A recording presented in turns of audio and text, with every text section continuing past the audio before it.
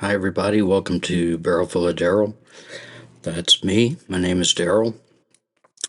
In this podcast, I selectively discuss music, movies, and I try to throw in a little bit of mirth as well. Now, for each episode, I select an artist or band that is personally significant to me, and you may not be familiar with my selection, but my aim is to change that. My musical taste has always been eclectic, ranging from country and western to western swing, alt rock, alt country, ambient, classic rock, etc. But I am unable to discuss the genres rap, hip hop, pop country, and disco.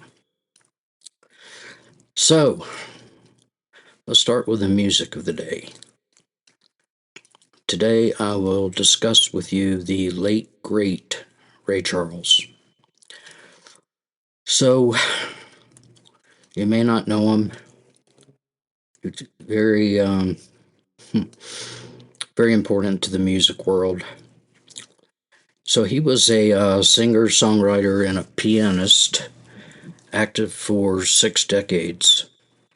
He was a black man whose music spread across many genres, including soul, blues, jazz, big band, and country.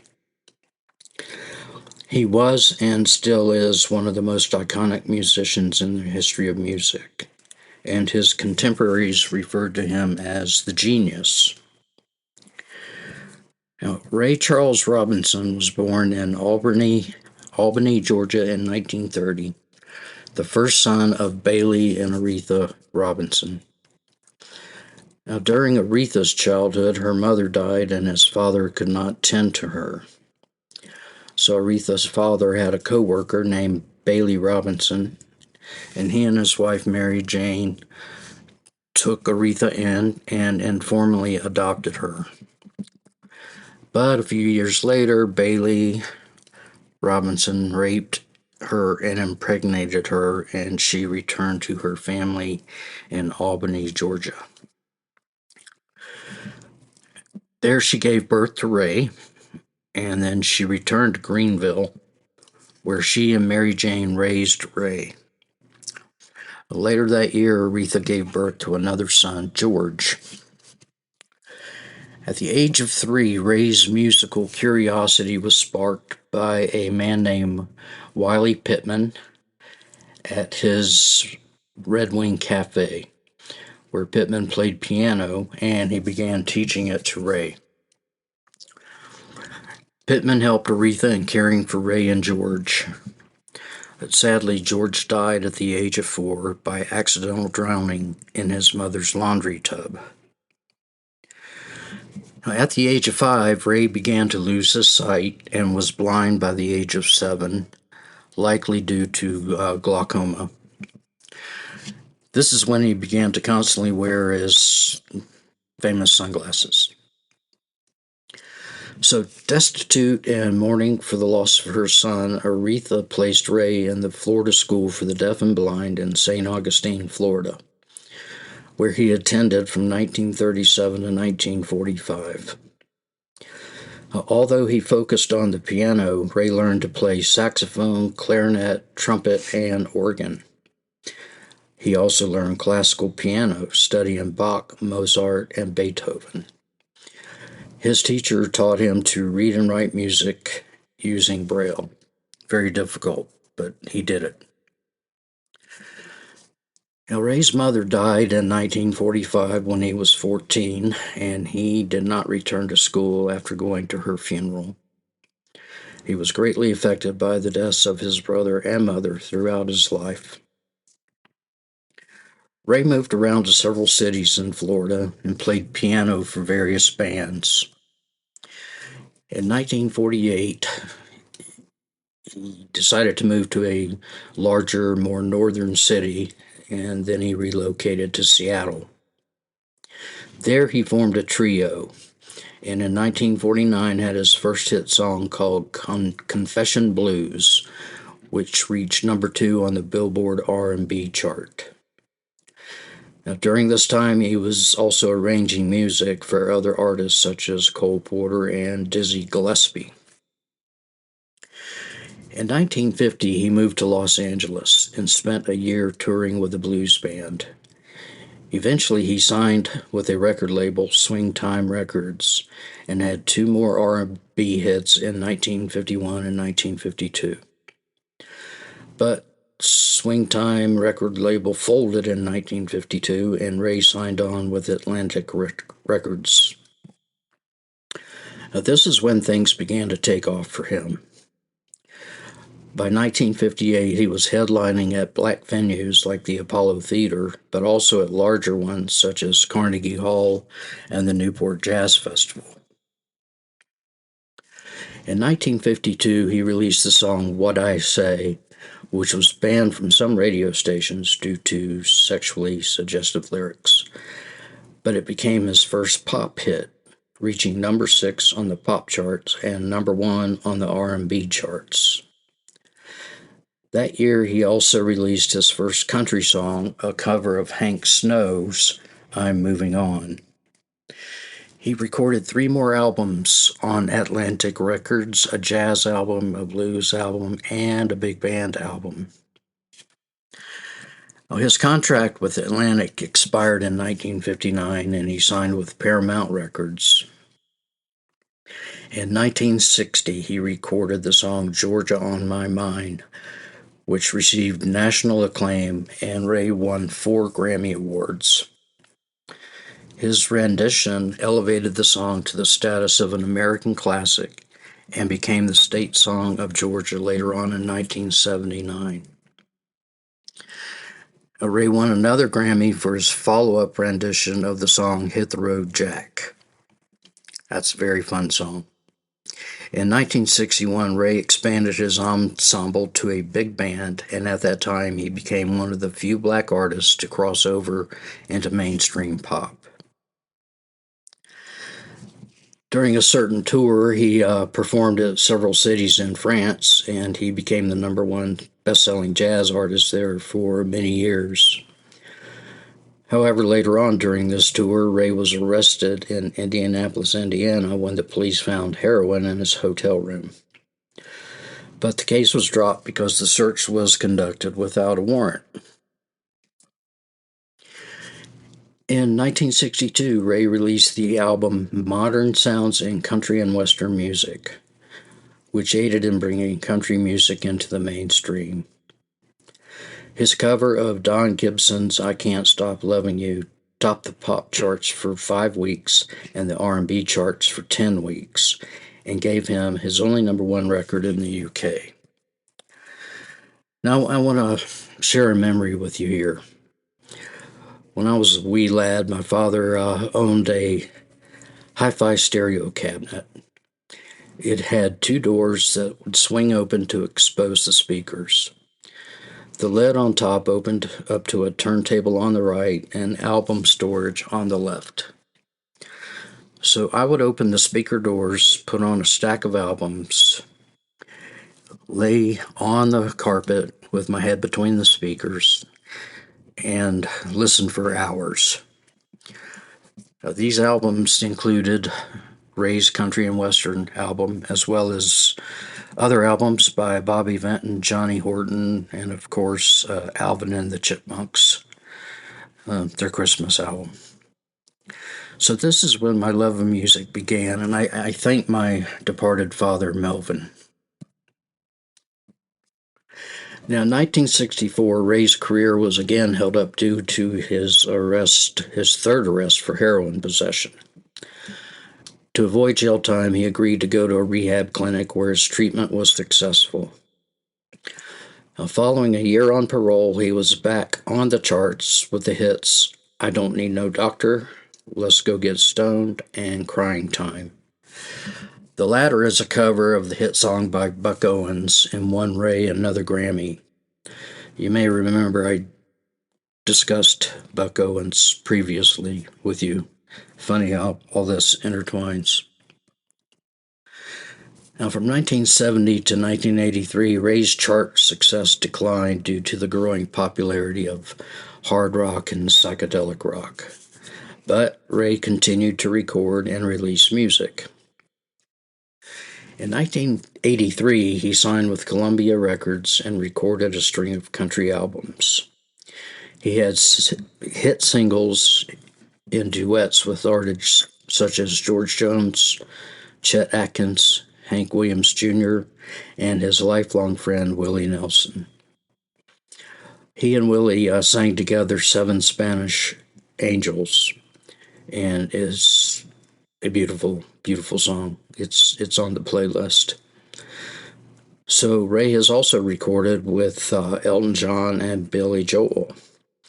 Billy Joel said, "It may sound like sacrilege, but Ray Charles was more important than Elvis." By the way, if you've seen the movie The Blues Brothers, you have seen Ray Charles acting as the proprietor of a musical instrument shop. Also, the biopic movie Ray portrayed his life with Jamie Foxx in the lead role, winning him an Oscar. Now, Ray Charles was also an important influence on numerous artists. According to Joe Levy of Rolling Stone magazine, the hit records he made for Atlantic in the mid-1950s mapped out everything that would happen to rock and roll and soul music in the years that followed. Also, in an interview with a Turkish newspaper, Roger Waters of Pink Floyd fame stated at the age of 15 he heard Ray's rendition of Georgia on My Mind, and he thought that if he could help people feel only 1/20th of what he was feeling, it would be enough. In 2004, Ray died of liver failure in his home in Beverly Hills. At his funeral, B.B. King, Glenn Campbell, Stevie Wonder, and Wynton Marsalis each played a tribute to him. Now, without Ray's existence, the world of music, as we know it today, would be quite different, and maybe in a worse way. Who knows? And now a word from our sponsor.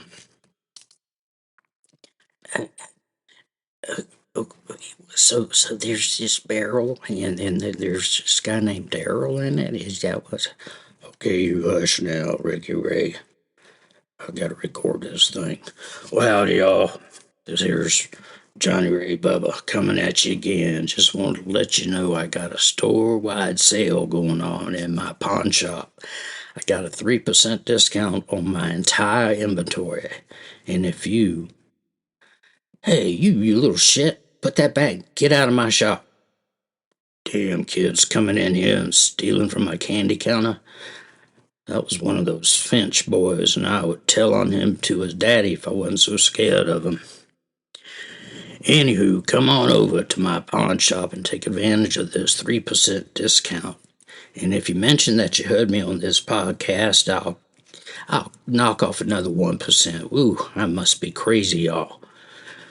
Remember, I'm just down the road from the Piggly Wiggly in beautiful downtown Scratch Ankle, Alabama.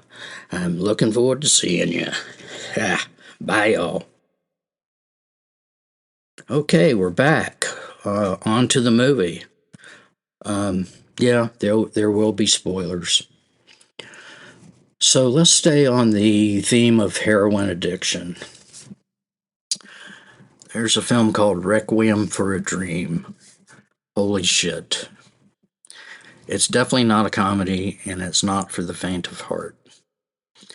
According to the IMDb parental guide, the following categories are all rated severe: sex and nudity, violence and gore, profanity, alcohol and drugs and smoking, frightening and intense scenes. So, do I have your attention? Do you want to watch it before you listen to me talking about it? If so, please do. I'll be here when you get back. So, it's a psychological drama released in 2000, directed by Darren Aronofsky, based on the book of the same name written by Hubert Selby Jr.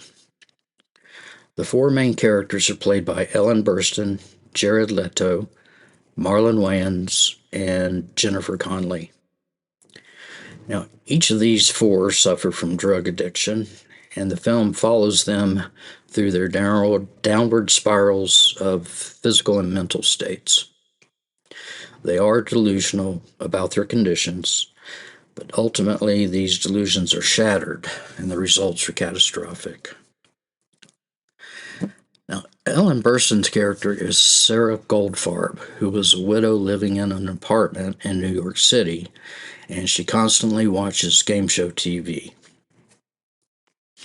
Her son Harry is played by Leto. He's a heroin addict, along with his friend Tyrone, played by Wayans. They also deal in heroin in order to realize their dreams. Now, Harry and his girlfriend Marion, played by Connolly, have the dream of opening a clothing shop to sell Marion's fashion designs. And Tyrone's dream is to obtain the approval of his mother and to escape the ghetto. So one day, Sarah receives a call that she has been selected to be a guest on a game show, and details will be mailed to her. She excitedly tries on her favorite red dress, but it no longer fits. She can't zip it up. So a friend of hers suggests that she visit a doctor to get a prescription for amphetamines to lose weight, which she does. She becomes energized and begins to lose weight rapidly. Now, Harry visits one day and recognizes the signs of her drug abuse and pleads with her to stop. She refuses and says that getting on the game show to receive admiration from her friends is her remaining reason to live. So as the days go by, she becomes frantic, waiting for the mail to arrive, and increases her dosages, leading her into basically an amphetamine psychosis. Okay, so during a gang war, Tyrone is falsely accused of being a gang member, and he lands in jail.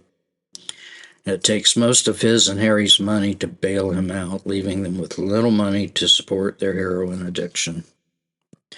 Also, due to the gang war, heroin supplies are limited, and the cost from upcoming shipments will double. So Harry persuades Marion to go into prostitution to get money, and she does. It puts a big strain on their relationship. Back to Sarah. Her continued use of amphetamines distorts her reality, and she has hallucinations that the game show host and the audience are mocking her, as well as being attacked by her refrigerator. Eventually, she leaves her apartment, walking on foot through the winter's weather, and she goes to the casting office to find out when she will be on TV. But her erratic behavior lands her in a psychiatric ward where she receives other medications which are not effective, and she ends up getting electroconvulsive therapy. So after the new heroin shipment arrives, basically all the junkies descend on this truck that's up from Miami, and it becomes a melee. Guns are fired, etc., and everybody just runs away. So Harry and Tyrone did not get any heroin. So they decide to travel to Miami to buy directly from the source.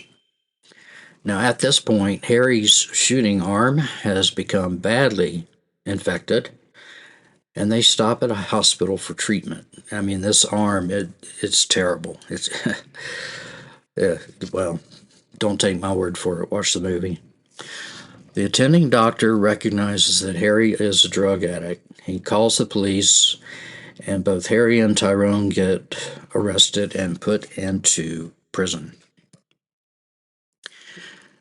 Now, back in New York, Marion is desperate for heroin and begins to work for a pimp, and she participates in group sex shows. Also, Sarah's electroshock therapy has put her in pretty much a catatonic state of dissociation. While in prison, Harry's arm gets amputated. They put him in the hospital. His arm's terrible. It gets amputated above the elbow, and he is inconsolable, lying in a hospital bed all alone and with no one who knows his whereabouts. Now, Tyrone is forced into grueling labor in prison, and he's abused by the racist guards, all while withdrawing from heroin. In the final scenes, all the characters are shown curled up in a bed in the fetal position. Marion is shown laying on her couch with all of her sex money laying around her. Now, although it's very intense, this film really is a trip to watch. The performances by the cast were completely believable as well as horrific. The filming style and methods were various and numerous. Now, an average film has about 600 cuts, but this one had more than 2,000. Also, the soundtrack is great and features string quartet arrangements, which really help to set the tone for the film. So, Jared Leto and Ellen Burstyn received widespread acclaim for their performances, with Burstyn winning the Academy Award for Best Actress. Now again, this film is not for everyone, but please watch it if you think you have the stomach for it. I'll warn you that the last 30 minutes of this film are brutal and kind of hard to watch. By the way, it's currently streaming on Peacock. Okay, word of the day. The word of the day is Requiem.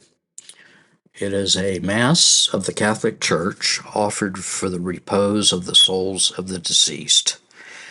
Basically, a Mass for the dead. Therefore, Requiem for a Dream is the dream is dead. Joke of the day. I tried to buy a bagel with cream cheese, but they only accepted cash. Yeah. Question of the day. Okay, let's talk about the question from last time. What is a palindrome? And I gave you the hint, race car. Now, a palindrome is a word or phrase that reads the same backwards as forward, such as race car, taco cat, a man, a plan, a canal, Panama. So, the new word. What is heat? That's the new word. That's the new question. Sorry, that's the new question of the day. Can you define heat? What is heat exactly? Now, if you haven't done so, please check out the Barrel Full of Daryl's Spotify and Apple Music playlists that accompany this podcast. There are a few songs by all of the artists that I have discussed with you, and yesterday I added Ray Charles to that playlist, so please enjoy. Now, you can contact me by clicking on the Send Me a Text button in the episode or directly at bfodpodcast@gmail.com. Thank you very much for listening. I hope you enjoyed this episode, and I will talk to you next time. Bye.